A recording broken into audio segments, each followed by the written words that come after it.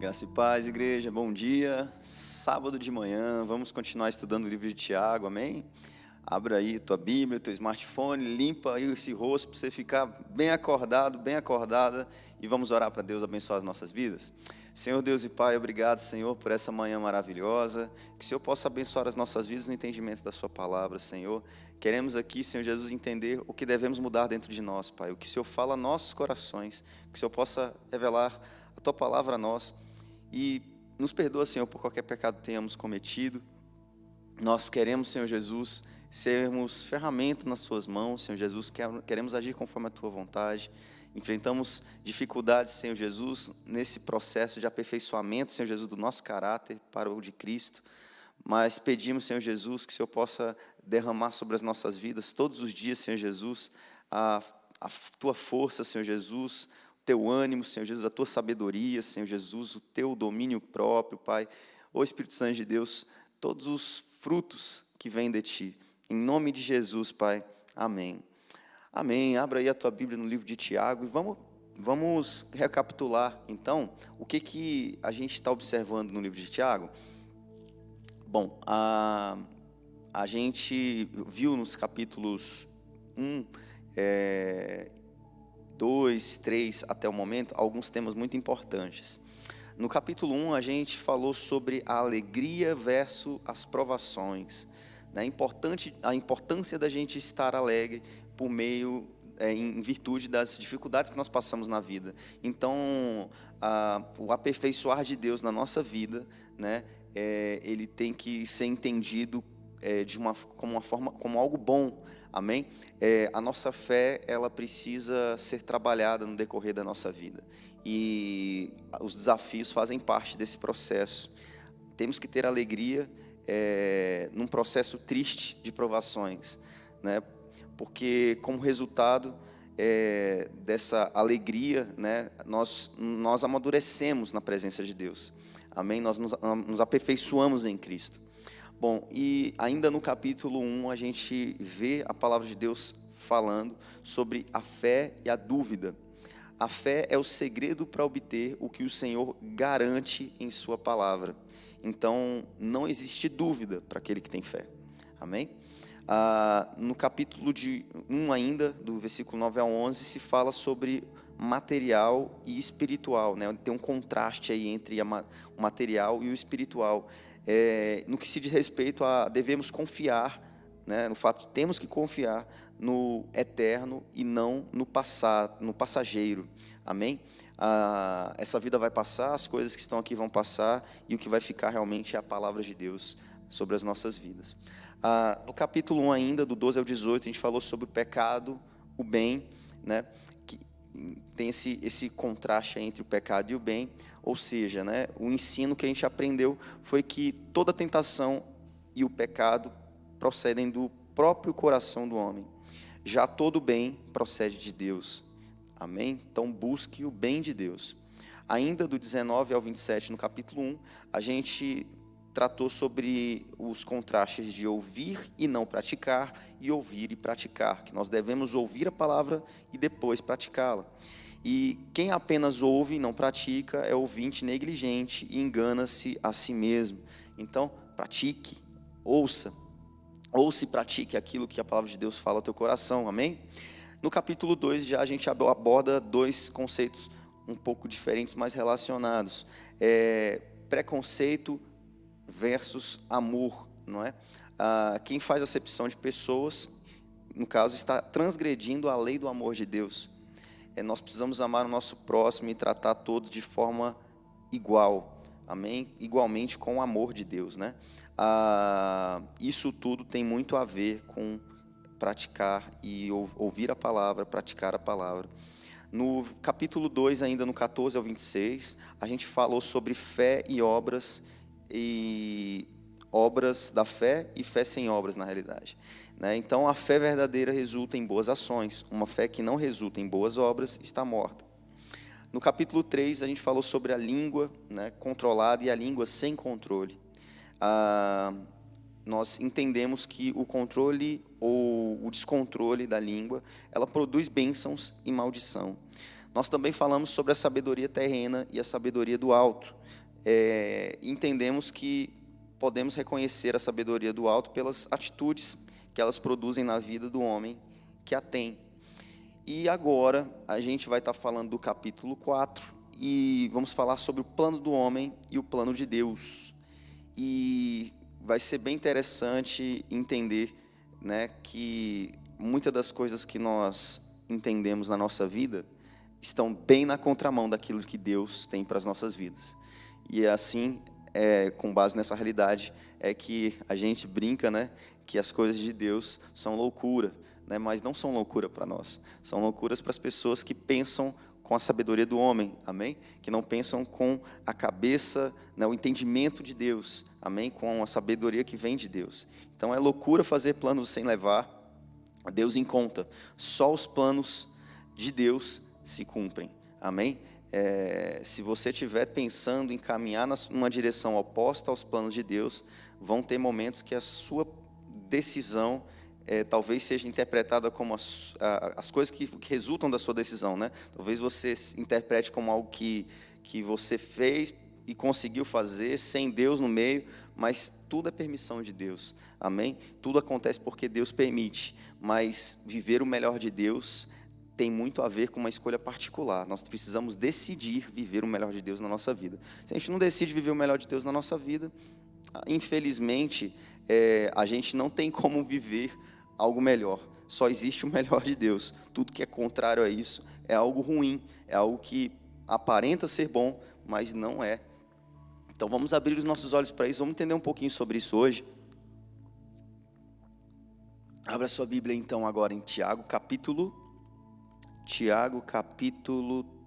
4. Vamos lá. Na minha Bíblia fala assim: de onde procedem as guerras e brigas que há entre vocês? De onde, senão dos prazeres que estão em conflito dentro de vocês? Vocês cobiçam e nada têm, matam e sentem inveja, mas nada podem obter. Vivem a lutar e a fazer guerras. Nada têm porque não pedem. Pedem e não recebem, porque pedem mal para esbanjarem em seus prazeres.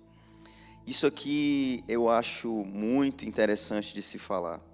Eu vou continuar e a gente volta daqui a pouquinho na explicação, né? E ele começa: gente infiel, vocês não sabem que a amizade do mundo é inimizade contra Deus? Aquele, pois, que quiser ser amigo do mundo, se torna inimigo de Deus. Ou vocês pensam que é em vão que as Escrituras dizem, né? É com ciúme que por nós anseia o Espírito que Ele fez habitar em nós. Mas Ele nos dá cada vez mais graça. Por isso diz: Deus resiste aos soberbos, mas dá graça aos humildes. Portanto, sujeitem-se a Deus, mas resistam ao diabo, e ele fugirá de vós. Cheguem perto de Deus, e ele se achegará a vocês. Limpem as mãos, pecadores, e vocês que são indecisos, purifiquem-se o coração, reconheçam suas misérias, lamentem e chorem, que o riso de vocês se transforme em pranto, e que a alegria de vocês se transforme em tristeza. Humilhe-se diante do Senhor, e Ele os exaltará. Olha só, é muito interessante entender sobre essa questão da amizade com o mundo, porque o homem, ele vive uma realidade onde ele se apega de uma forma muito íntima com algo que ele entende que é bom, mas é extremamente danoso para a vida dele. O mundo hoje, ele tem uma forma de divulgar a sua ideologia, na verdade. A ideologia, muitas das vezes, que a gente percebe é do hedonismo, né? Do apego aos prazeres da vida. E isso é muito bom, isso deixa as sensações do nosso corpo alucinadas, como assim, né? De certa forma, e você fica feliz. O pecado é algo bom, não é verdade? É algo, quando eu digo bom, né, entre aspas, é algo que ninguém faz porque é obrigado a fazer. Na verdade, a gente faz, de certa forma, pecamos, erramos, mas isso é prazeroso. O grande problema é que é algo que gera morte na nossa vida, é algo que traz destruição para as nossas vidas. E existem pessoas que amam isso, existem pessoas que olham para essa realidade e abraçam isso de todos os jeitos. E aqui começa a falar sobre a questão da amizade com o mundo, né? eu falei de pecado aqui porque o mundo busca aquilo que é contrário à vontade de Deus. Amém? O mundo rejeitou o amor de Deus. O Jesus morreu na cruz para salvar toda criatura, mas ele foi crucificado por esse mundo, por todos nós. Amém? Então, será que procede alguma coisa boa do mundo? Com certeza não, né? E ele continua, ele fala assim no versículo 1: de onde procedem as guerras e brigas e o que há entre vocês? De onde, senão dos prazeres que estão em conflito dentro de vocês? Existem prazeres dentro do meu coração, dentro do seu coração, que entram em conflitos com aquilo que realmente são valores importantes, coisas importantes, né? De onde, senão dos prazeres que estão dentro de vocês em conflitos? Vamos entender esses prazeres em conflitos? Ele fala assim: vocês cobiçam, vocês querem alguma coisa, mas vocês não conseguem ter essas coisas. Matam e sentem inveja, mas nada podem obter. Vivem a lutar, a fazer guerras, nada têm, porque não pedem. Pedem e não recebem, porque pedem mal, para esbanjar em seus prazeres. Existe um prazer que está em Deus, e existe um prazer que está de forma exclusiva nesse coração pecaminoso do homem. Talvez na sua vida você queira várias coisas, mas será que tudo isso que você quer está alinhado com o que Deus tem para a sua vida? Porque muitas das coisas que às vezes vêm sobre a nossa mente, coisas que brilham diante dos nossos olhos, podem ser contrárias à vontade de Deus, podem ser contrárias ao valor de Deus. Você consegue enxergar isso? Vamos ler a palavra de Deus e vamos tentar entender o que Deus quer te fazer enxergar. Amém? Deus, Ele quer fazer a gente enxergar a verdade por trás das mentiras que nós percebemos no mundo. A gente hoje abre a TV e a gente consegue enxergar uma série de mentiras. Mentiras que demonstram relacionamentos perfeitos, mentiras que demonstram vidas extremamente perfeitas, na verdade, profissões extremamente perfeitas. Você pega e vê um filme e você sempre vê um personagem que às vezes tem tudo na vida, né? Alcança várias coisas com base em, sei lá, fundamentos errados, né? E dá tudo certo. Quantas histórias você já viu de um vilão que se deu bem, né? Provavelmente devem ser poucas, mas tem, né? Ou histórias que são fundamentadas em verdades que realmente não existem, não é? Eu acho muito legal, tem um filme chamado Jumper, que esse cara ele salta de um lugar para outro, e é muito interessante porque você quer viajar de um lugar para o outro, você quer ir para Paris, aí ele do nada se teletransporta de um lado para o outro. Ele nasceu desse jeito, é como se fosse um poder que ele tem. E eu acho muito legal essa realidade, porque esse é o sonho do homem, né? Sem Deus, digamos assim, né? Nesse contexto que a gente está colocando aqui, que nós com certeza gostaríamos de tudo que quiséssemos, estalar um dedinho, né? E a gente está no lugar e na posição e na situação para poder vivenciar aquilo que queremos. O que eu acho legal desse filme Jumper, se você tiver a oportunidade, assiste. Vai ser um spoiler aqui, tá bom? A gente fala spoiler para aquilo que tem a ver com algo que, assim, eu vou tirar o seu entendimento, a surpresa do filme. Eu vou falar sobre o filme aqui, tá bom? Mas, assim, o interessante desse filme é que é um garoto que não tem uma família, perdeu a sua mãe, e ele descobre que tem poderes, e ele assalta um banco, e aí a partir dali ele caminha a sua vida sem o seu pai, sem a sua mãe, e ele ele tem um apartamento, ele tem uma série de coisas, né, que ele conquista, mas pelo propósito errado. Ele conquista aquilo roubando dinheiro, tirando dinheiro dos bancos, tirando dinheiro de provavelmente outras pessoas, não é verdade? Mas assim, eu não estou citando esse filme como um exemplo para poder colocar aqui o entendimento do seguinte: muitas das coisas que às vezes a gente busca como felicidade, a gente até consegue, mas de um jeito muito errado, né? E que no final das contas não vai trazer felicidade genuína para nós. Existe uma felicidade genuína e existe uma felicidade falsa. E essa felicidade falsa, às vezes, ela é perceptível pelas pessoas como uma felicidade genuína. Aqui a palavra fala que ele joga uma pergunta: de onde vêm as guerras e as brigas que existem entre vocês? Aí ele continua: de onde, senão dos prazeres que estão em conflito dentro de vocês?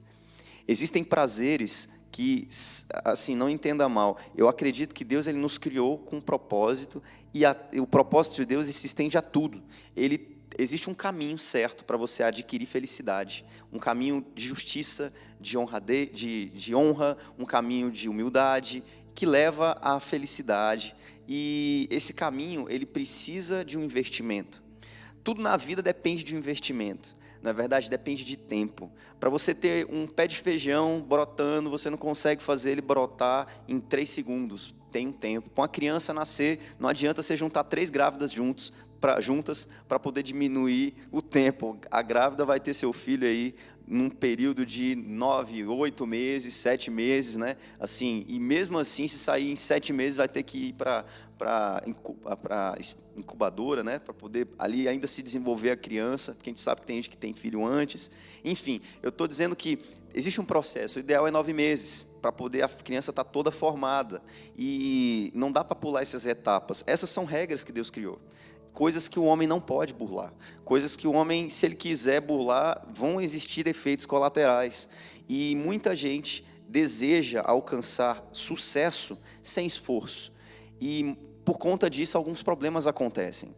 Por conta disso, guerras acontecem. Quantas pessoas não querem, às vezes, alcançar, por exemplo, vamos imaginar riqueza, né? Eu quero ter um carro, eu quero ter fama, eu quero ter dinheiro, né? Mas para isso eu posso fazer o quê? Posso correr atrás da corrupção? Com uma palavra que eu digo que de inverdade aqui, eu vou conquistar tudo que eu quero, e a pessoa segue o caminho da mentira para poder ser bem-sucedido materialmente. Ou então até no relacionamento mesmo, né? No relacionamento a pessoa, ela decide por ter um padrão de vida baseado naquela novela que ela está vendo maravilhosa. Nossa, olha só, aquela pessoa, aquela mulher linda, aquele homem lindo, aquela família linda, eu quero uma família desse jeito, né? E a pessoa, ela caminha na direção de ter a aparência de uma família excelente. Mas quando a gente vai perceber, a gente percebe que o homem é falho, lendo a palavra de Deus, a gente percebe que nós temos, passamos por situações complicadas individualmente, né? E nós temos que conviver com pessoas que não são perfeitas como nós.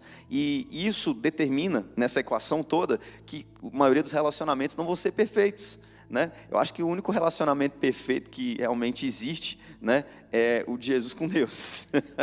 E a gente alcança um relacionamento perfeito, né, caminha nessa direção a partir do momento que você se permite se relacionar com Jesus. E aí Jesus, ele começa a te mostrar como é esse relacionamento perfeito. E aí você vai aprendendo, e à medida que você vai aprendendo, você vai se relacionando bem com as pessoas que estão ao seu redor. E aí as coisas vão melhorando, né? As coisas vão se aproximando cada vez mais do amor genuíno, da felicidade genuína que está em Deus. Amém? Mas aqui a gente trata de um conflito bem interessante em Tiago 4, que é justamente essa questão do conflito de prazeres. A gente quer uma coisa que é prazerosa para nós, e às vezes você vai olhar na palavra, a palavra de Deus fala: não, não faz isso, porque isso aí tem a ver com o seu ego, não faz isso porque isso aí só vai beneficiar você, não faz isso porque as pessoas em volta de você vão se dar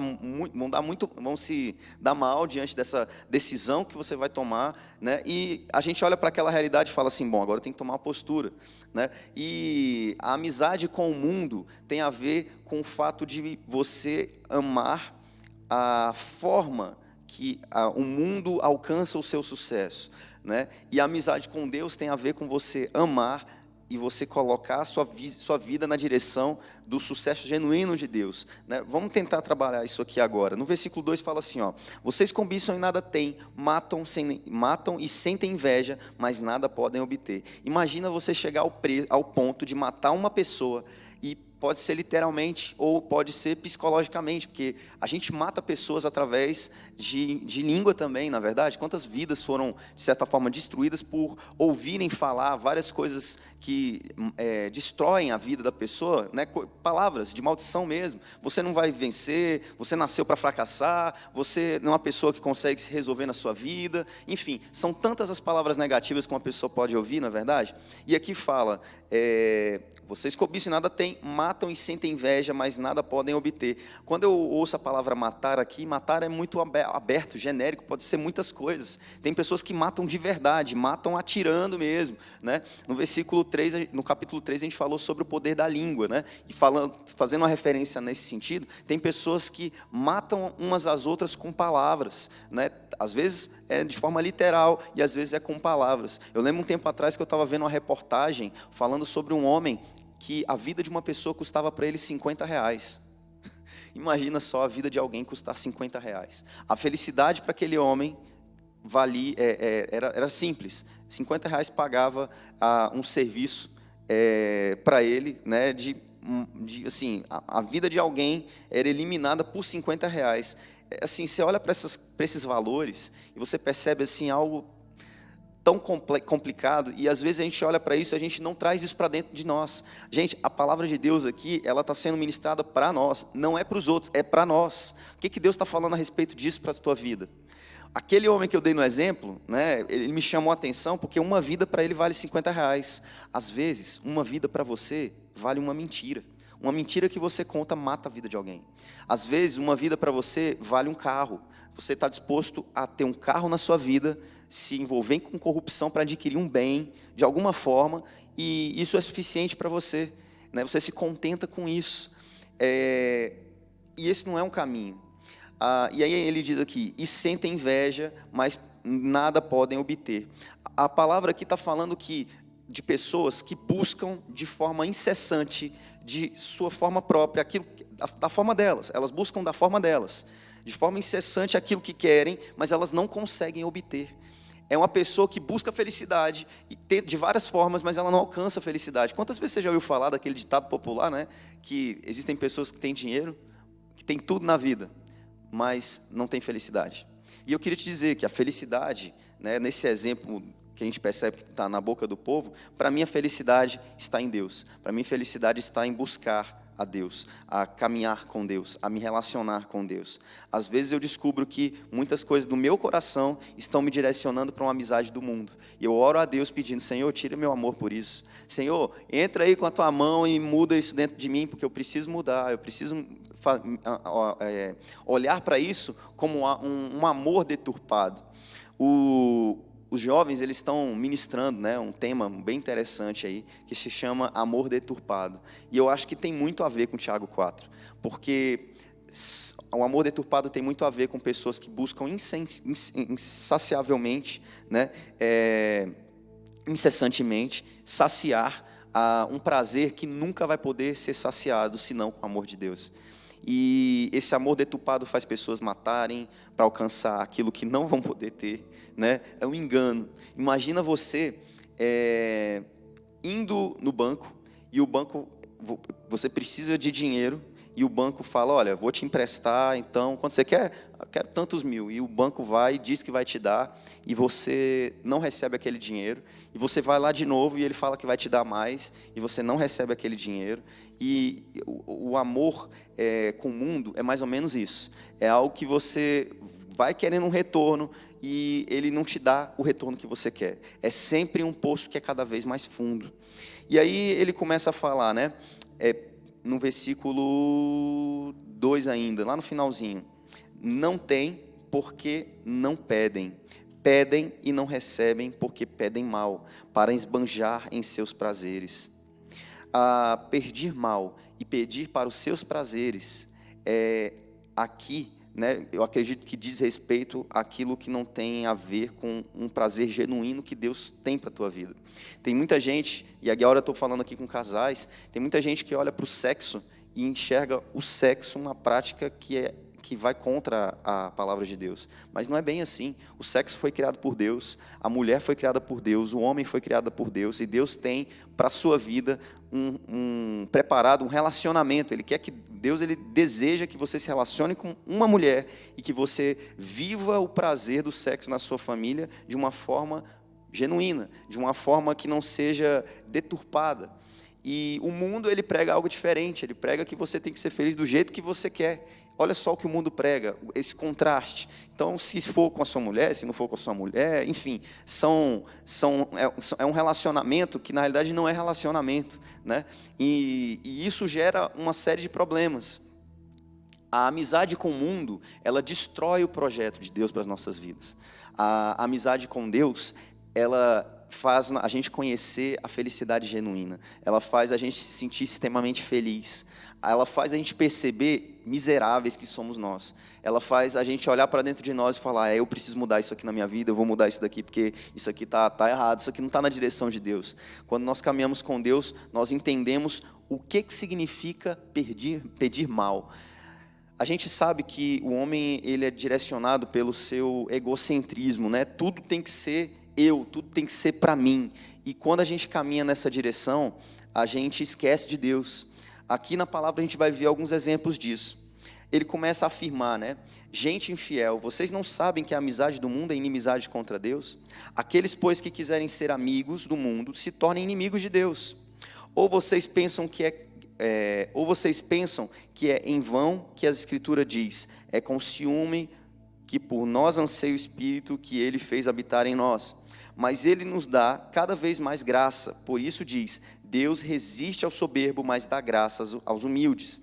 É importante que nós entendamos que a humildade ela é necessária para se alcançar a felicidade em Deus, amém? Essa felicidade genuína, esse propósito. Deus ele resiste aos soberbos, e eu fico fazendo uma pergunta assim, né? Eu faço a pergunta para você, por quê? O soberbo está preocupado em aprender alguma coisa com alguém? O soberbo ele não quer isso. O soberbo ele quer fazer a sua própria vontade. O soberbo provavelmente deve olhar para Deus, o seu próprio Criador, e falar: você não sabe o que você está falando. E o humilde, ele se coloca na posição de entender o que Deus está falando, na posição de entender que existem verdades que ele ainda não sabe. Existe uma verdade que talvez exista uma mentira que ele acredite como verdade. E ele avalia as situações, ele pondera as situações, ele se coloca no seu lugar, se ele percebe que ele está errado. O soberbo não, o soberbo ele se mantém firme na sua mentira, né? Ou firme na sua ideia e vai até o fim. E isso tem um preço, amém? Então, não seja soberbo, se coloque na posição de ser humilde diante daquilo que Deus quer revelar no teu coração. Amém? E Deus ele confirma de várias formas, através de pessoas, através da palavra dele, enfim. E aí no versículo 7 fala: portanto, sujeitem-se a Deus, mas resistam ao diabo, e ele fugirá de vocês. Cheguem perto de Deus, e ele se chegará a vocês. Limpem as mãos, pecadores, e vocês que são indecisos, purifiquem o coração. Reconheçam a sua miséria, lamentem e chorem, que o riso de vocês se transforme em pranto, e que a alegria de vocês se transforme em tristeza. Humilhem-se diante do Senhor e Ele os exaltará. Eu olho para esse texto e eu percebo o seguinte: o apelo para que nós caiamos em si, né? Para que eu caia em mim, né? No sentido de avaliar as minhas dificuldades, né? E olhar para mim mesmo e falar assim: Senhor, eu estou errado, eu estou buscando alegria onde não está alegria, eu estou feliz, mas isso não é felicidade. Quando eu caio em si, quando a gente se encontra nessa situação, nós percebemos, né, a dificuldade que estamos, que a alegria que era alegria não é alegria, e nós nos entristecemos, mas é uma tristeza boa, é uma tristeza que te faz entender o erro que você estava vivendo. E aí essa tristeza, de certa forma, por saber que estava errado, porque quem é que fica feliz em estar errado, não é verdade? Ela se torna em felicidade. Né? Essa tristeza se torna em alegria, porque você toma uma decisão, humilde e entende: poxa, que coisa, eu errei, agora eu vou mudar minha rota, vou tomar uma postura diferente, e aí eu me alegro em Deus, porque eu percebo que eu errei, corrijo a minha rota, e eu começo a viver algo que é bom na minha vida. Aqui se fala dos indecisos. Muitas das vezes, a gente está em situação onde a gente faz a coisa errada, faz a coisa certa, faz a coisa errada, faz a coisa certa. E a pergunta é: será que se você está numa posição de decisão, você realmente entende o que é certo? Tem muita gente que fala que entende a palavra de Deus, mas não tem coerência na sua vida, na forma de viver, né? Você percebe que a pessoa fala uma coisa e vive outra. Isso é uma fase de indecisão. Será que Deus ele está com você? Ou será que Ele condena essa realidade?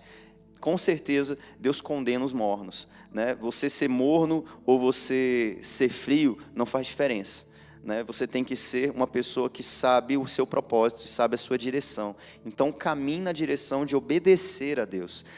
Obedecer a Deus tem a ver com reconhecer os seus erros. Às vezes as pessoas entendem que obedecer a Deus e caminhar na direção de Deus tem a ver com sempre acertar, mas não tem a ver com isso. Tem a ver com ser persistente, tem a ver com ser honesto, tem a ver com ser humilde diante das suas mazelas, da sua realidade. Amém?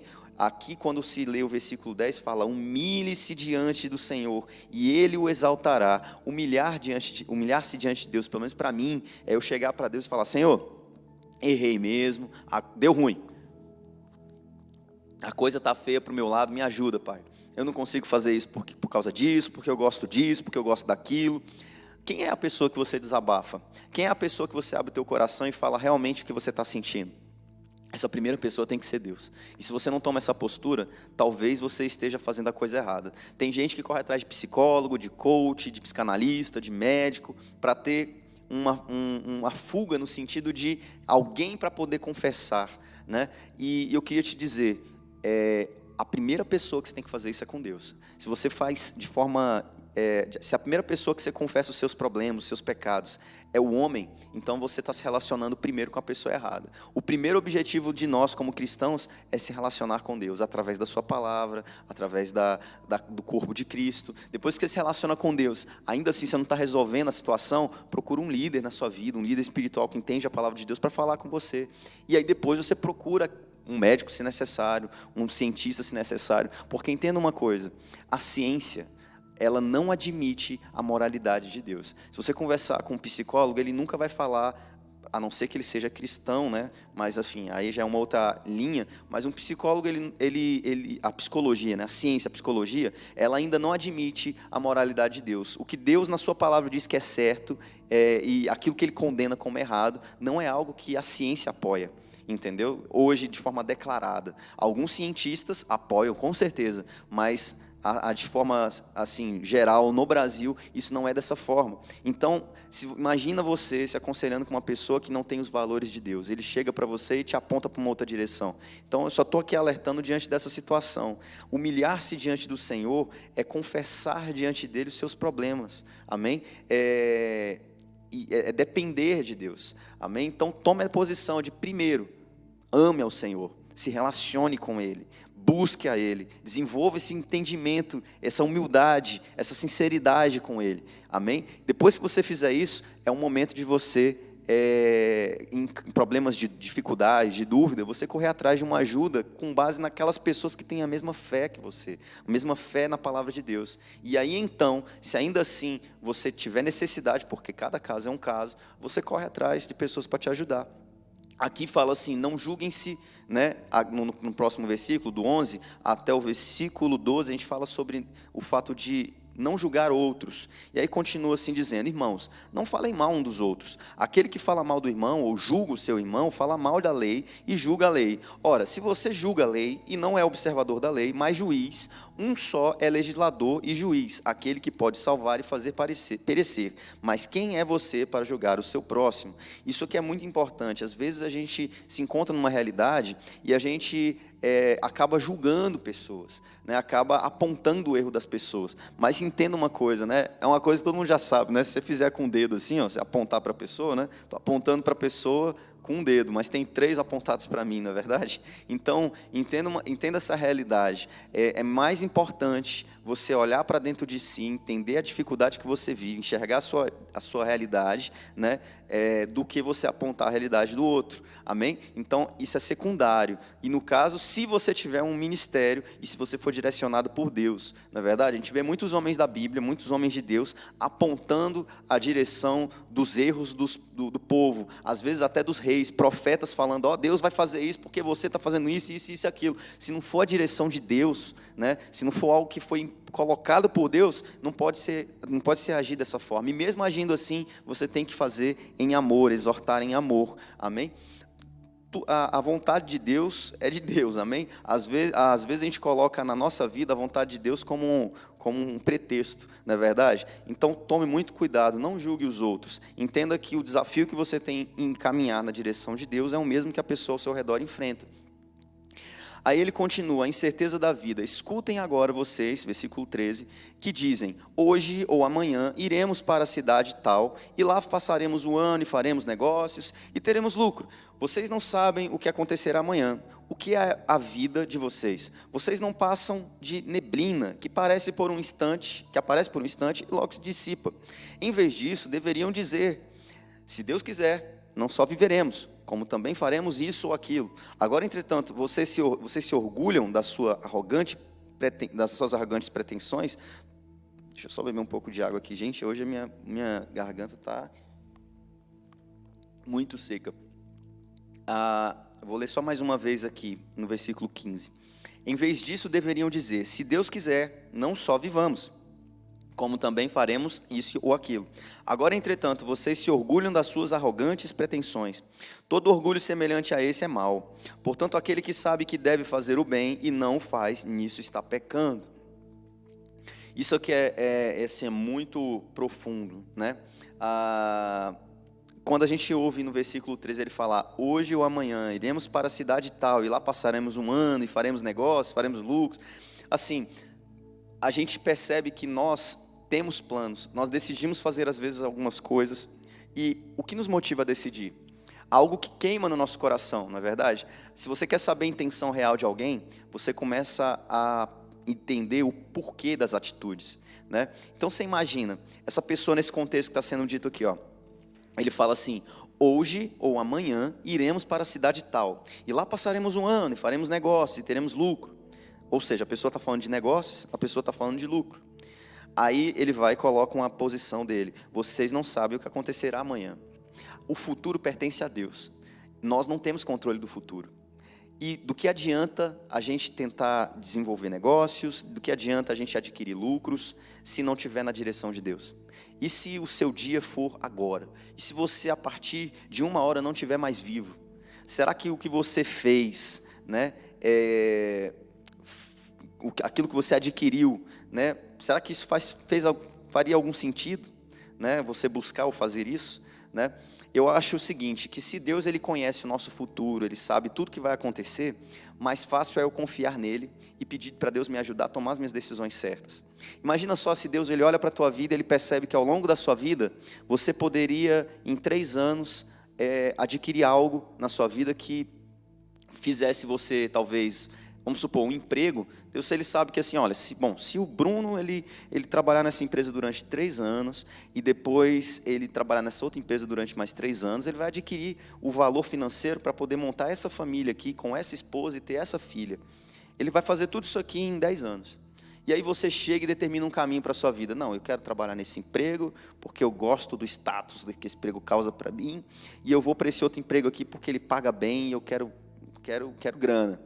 Mas para fazer isso daqui eu preciso investir 30 anos da minha vida. 30 anos da minha vida. Isso se eu conseguir algum relacionamento.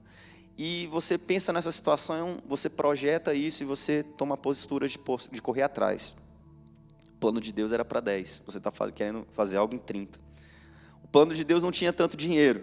Tinha o suficiente. O seu plano tem muito dinheiro. E não tem um relacionamento, não tem uma família.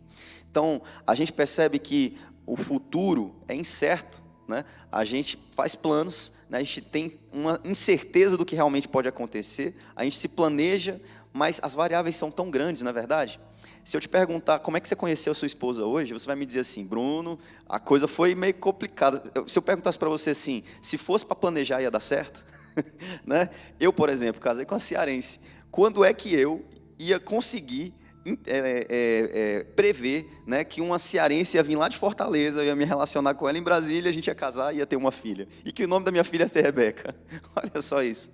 Deus ele conseguiria saber disso. Deus ele saberia que isso seria uma bênção para a minha vida. Amém? Então assim, a diferença do homem para Deus é que nós, às vezes, pensamos em algumas coisas que tem muito a ver com o nosso ego. Né? Nesse exemplo que eu dei aqui, talvez uma pessoa ela planejasse a coisa toda caminhando numa direção onde os valores dela são deturpados, porque Deus ainda não desenvolveu todo o caráter de Cristo na vida dela. Mas se você se coloca na posição de ser uma pessoa que confia em Deus e espera e pede direção de Deus diante das decisões da vida, decisões importantes, família, trabalho, igreja, enfim, coisas que têm a ver com a vida de todos nós. Se nós confiamos as nossas necessidades em Deus, Ele ajusta a nossa vida.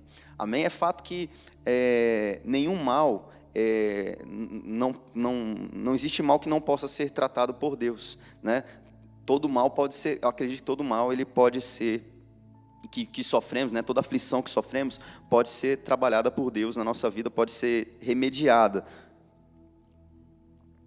Estou falando aqui das aflições da vida, mas isso depende de uma decisão nossa, isso depende da nossa fé naquilo que Deus pode fazer, isso depende da nossa fé em quem Deus é e no plano que Ele tem para nós. Então, entenda uma coisa, a, a incerteza existe na vida daquele que não tem Deus. Aquele que tem Deus e tem fé em Deus, esse sim tem certeza que a vida dele, existe certeza nessa vida. Amém?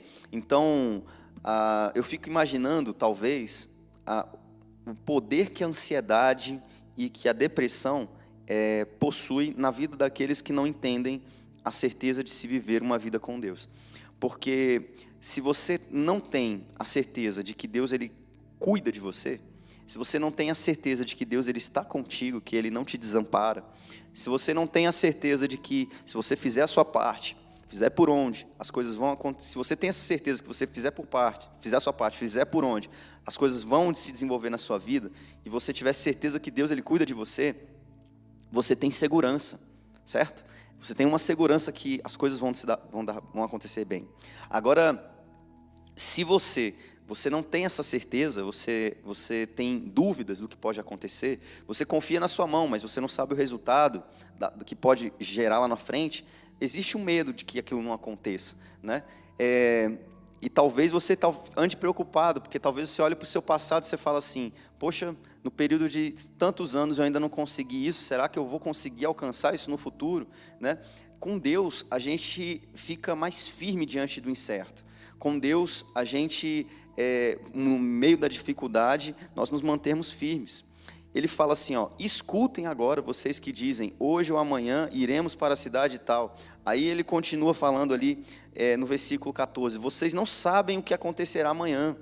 E aí ele coloca lá no final, portanto, né, no versículo 17, aquele que sabe o que deve fazer, deixa eu ver aqui, eu acho que eu peguei a parte errada.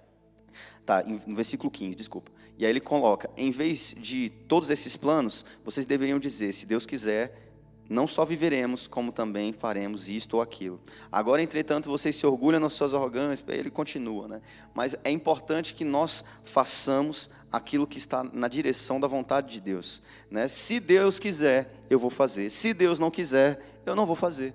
E às vezes quando a gente se encontra numa situação onde Deus não quer, onde você lê a palavra e Deus fala, não faça. Onde você pergunta para o pastor e o pastor te fala, não faça. Onde você chega na rua, ora a Deus e fala alguma coisa, e você olha para uma placa e está lá escrito, não faça, e tem a ver com o que você disse. A coisa estampada para todo lado. Às vezes a gente se encontra em situações assim, e ainda assim a gente quer fazer. E isso são coisas que têm a ver com esse desafio, né? Essa luta entre os prazeres que temos dentro de nós. Fazer algo para alcançar uma satisfação na direção de Deus, ou fazer algo para ganhar uma satisfação, mas na direção do mundo, né? Então, esse é um desafio que nós enfrentamos, né? Eu queria te desafiar nessa manhã, para a gente orar, vamos orar diante de Deus nessa manhã, para nós termos entendimento do que fazemos diante dessa realidade. Que nós não vivamos amigos do mundo, né? Que nós caminhamos no nosso dia a dia sendo amigos de Deus. São tantas as dificuldades que nós podemos enfrentar sendo amigos do mundo, não é verdade? São tantos os prazeres que podemos ter também sendo amigos do mundo, né? O que você deseja fazer? Você deseja ser amigo de Deus ou amigo do mundo? Você deseja amar como Deus te ama, como Deus te amou, como Deus morreu, da mesma maneira com esse amor que fez Ele morrer no seu lugar na cruz? Ou você quer amar como o amor do mundo? Como é esse amor do mundo? Às vezes a gente recebe as coisas que a gente planta, coisas ruins, né, que a gente planta, e a gente não gosta do resultado, né? Eu tenho certeza que a grande maioria de nós quer falar do amor de Deus e receber com base no plantio do mundo, né? Ou assim, para trocar o exemplo, a gente quer o resultado, mas a gente não quer o trabalho para alcançar o resultado, né? Quem é que não gostaria de R$1 milhão sem ter que trabalho? Isso aí é o nosso velho homem falando dentro de nós, né? A gente alcançar algo na nossa vida sem esforço, né? Mas quando a gente entende a palavra de Deus, a gente percebe que existe prazer no esforço, existe prazer no caminho perfeito, né? A gente entende que saber daquilo que traz vida para as nossas vidas, né? A palavra de Deus, saber da palavra de Deus, meditar na palavra de Deus, é algo prazeroso, né? Fazer aquilo que antes a gente via que era errado, né?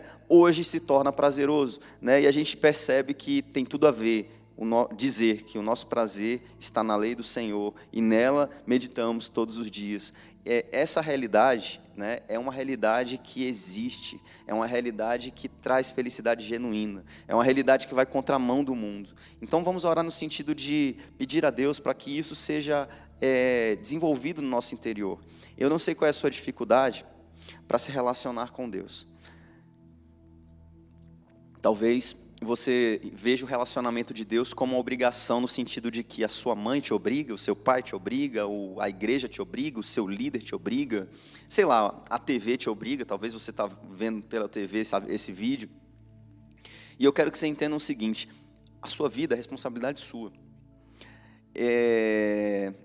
Esses dias eu estava olhando um filme e vendo uma pessoa que não teve um pai, não teve uma mãe, e ele tinha literalmente o mundo aos seus pés. E eu fiquei pensando assim: como deve ser difícil para uma pessoa caminhar na sua vida e não ter ninguém para ela para dizer se ela tá ali vai dar errado ou se ali vai dar certo. Uma pessoa que ela pode fazer o que ela quiser. Imagina que você seja uma pessoa que você pode fazer o que você quiser, de bom e de ruim. Não tem ninguém para te dizer o que é certo, ninguém para te dizer o que é errado. Quando você se dá mal, você se dá mal de verdade. Quando você se dá bem, você se dá bem. E não dá para dizer se é verdade ou não, porque você não tem uma direção do que é o correto de Deus e o que não é correto de Deus. Eu estava vendo esse vídeo e vendo essa pessoa e pensando assim: nossa, como é bom eu ter pessoas do meu lado me apontando a direção. Como é bom eu ter pessoas do meu lado me falando o que é certo e o que é errado. Isso é muito bom, porque isso me livra de um investimento que vai dar ruim. Imagina você investir em ações sabendo que ela vai cair, que você vai perder todo o seu dinheiro.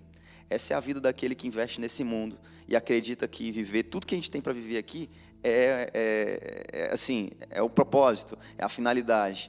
Aquele que entende o amor de Deus vive para a eternidade. Aquele que entende o amor de Deus entende valor onde pessoas não encontram valor, né? E eu não sei qual é a sua dificuldade, aquilo que você tem de dificuldade, mas eu queria te dizer e te pedir: desenvolva um relacionamento com Deus nessa manhã. Desenvolva um relacionamento a partir de hoje. Um relacionamento onde você vai caminhar numa direção de experimentar Deus, experimentar o caminho de Deus, experimentar uma amizade com Deus. Talvez você tenha experimentado tanto uma amizade com o mundo e você não tenha se permitido experienciar Deus. Se você fizer isso, eu tenho certeza que sua vida vai mudar. E eu tenho certeza que você vai encontrar mais prazer do que você talvez tenha encontrado. Vamos orar nesse sentido, você que já é cristão, né, que você ore no sentido de se fortalecer nesse sentido, né, que você consiga entender e que Deus traga a tua memória, que o Espírito Santo de Deus traga a sua memória, o entendimento daquilo que é errado, o entendimento daquilo que tem sido amizade de Deus, amizade do mundo, né, amizade com o mundo, e aquilo que é inimizade contra Deus, amém? Então vamos orar nesse sentido. Senhor Deus e Pai, estamos aqui diante da sua presença, Senhor. Pai, são tantas coisas que o Senhor deu para nós, tantas coisas que o Senhor permitiu que acontecesse conosco, coisas, Senhor Jesus, boas, coisas, Senhor Jesus, que o Senhor permitiu que acontecesse, porque o Senhor nos deu o livre-arbítrio, e a gente tomou uma decisão errada, a gente colheu os frutos dessa decisão errada, e ainda assim, Senhor, o Senhor permitiu isso para nos ensinar. Coisas que talvez, se nós entendêssemos a Tua palavra, não teríamos vivido, Pai, isso. Pai, existem ainda tantas coisas que temos que viver na nossa vida, Pai, não sabemos, Pai, o que vai dar, o que vai acontecer. Pai, que o Senhor possa nos ajudar, Senhor Jesus, diante desses dilemas. Pai, que o Senhor possa nos dar visão, Senhor Jesus, daquilo que significa ser amigo do mundo, Senhor Jesus. Que o Senhor possa nos dar a visão, a revelação daquilo que é amizade contigo, Senhor. E que diante desse quadro, Senhor Jesus, o Senhor nos ajude a escolher o que é a vida eterna, o que é o amor contigo, o que é o relacionamento contigo. Pai, que o Senhor possa abrir os nossos olhos diante daquilo que tem nos feito, Senhor Jesus, perecer na nossa vida. Pai, são tantas pessoas que são alvos de problemas, Senhor Jesus, em seus lares, em seus trabalhos. Pai, pessoas que enfrentam dificuldade, muitas das vezes não sabem como agir, não sabem como se portar. Pai, nós não teremos, Senhor Jesus, que a insegurança se aposse de nós. Todos nós temos esse desejo de estarmos seguros. Pai, nos ajuda a confiar na Tua palavra e perceber que a nossa segurança é o Senhor. Nos ajude a fortalecer a nossa fé. Pai, em nome de Jesus, nos ajude, Senhor, a não sermos movidos pelo ego, Senhor Jesus. Nos ajude, Senhor Jesus, a não julgar as outras pessoas. Nos ajude, Senhor, a olhar com aquele olhar pessoal, olhando aquele olhar humilde, Senhor Jesus, entendendo a real situação das nossas dificuldades. Nos ajuda, Senhor Jesus, a perceber que a certeza da vida, Senhor Jesus, é o relacionamento que temos em Ti. Pai, obrigado, Pai, por essa palavra de hoje. E pedimos a Ti, Senhor Jesus, em nome de Jesus, que hoje mesmo o Senhor nos ajude a mudar essa realidade nas nossas vidas. Que hoje mesmo, Senhor Jesus, algo aconteça e a gente consiga, Senhor Jesus, receber aquilo que vem de Ti e transformar esse amor perfeito, esse amor deturpado que temos vivido em alguma área da nossa vida, se transformar em um amor genuíno, um amor que gere felicidade, frutos, um amor que todos os dias nós acordamos de manhã, olhamos, Senhor Jesus, para o mundo que o Senhor criou e declaremos: obrigado, Senhor, por tudo que o Senhor tem feito por nossas vidas. Nos ajuda a ser gratos todos os dias, Pai, diante daquilo que o Senhor tem feito por nós. Em nome de Jesus, amém. Amém? Então, um bom dia para você. Não esquece, hoje à noite tem culto de jovens, agora à tarde, às 3 horas, um encontro de mulheres, amém? E domingo, às 19 horas, né, ainda hoje, 19 horas, temos aí o culto de celebração, você é nosso convidado, amém? Então, até mais.